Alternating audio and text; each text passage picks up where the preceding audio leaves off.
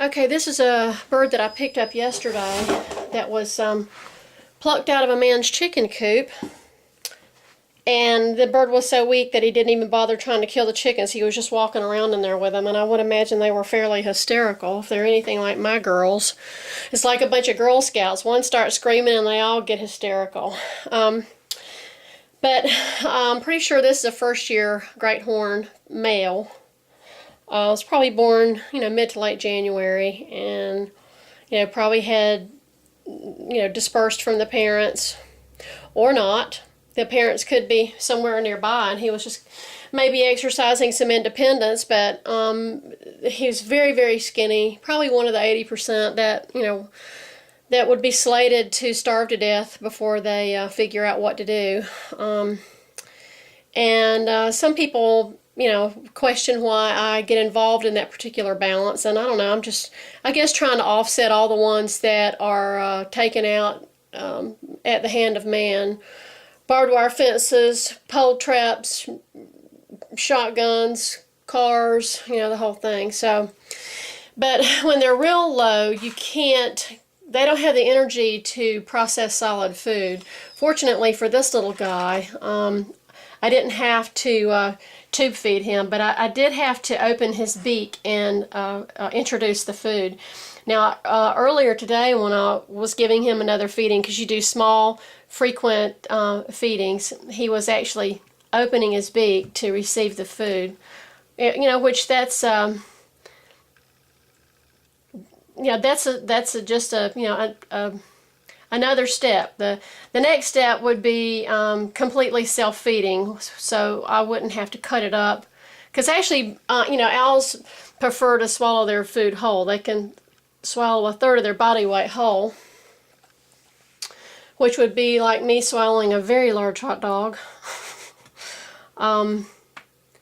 But for right now,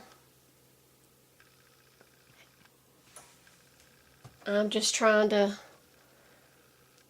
give him enough food to,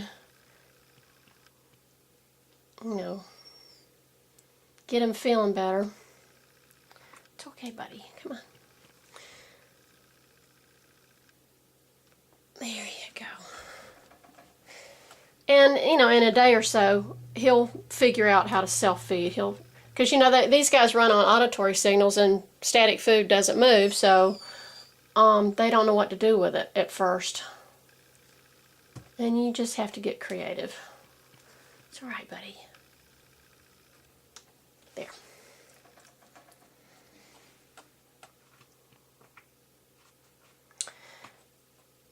So we'll just have to get some weight on him, and then I'll dose him with some medicine for parasites, because I can smell parasites. It's usually capillaria they have a lot of times. I know, he's a good bird, but he's once he starts to feel better, he'll become more aggressive and But right now, I think he's just glad for some lunch, and I don't blame him. There you go. Come on.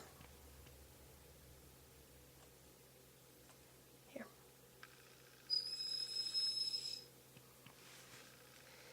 Is your tummy full?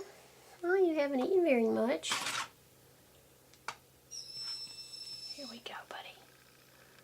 Just a little bit more. You don't want to feed them too much at one time when they're real low like this. Otherwise, I'll just throw it up. And boy, does that stink.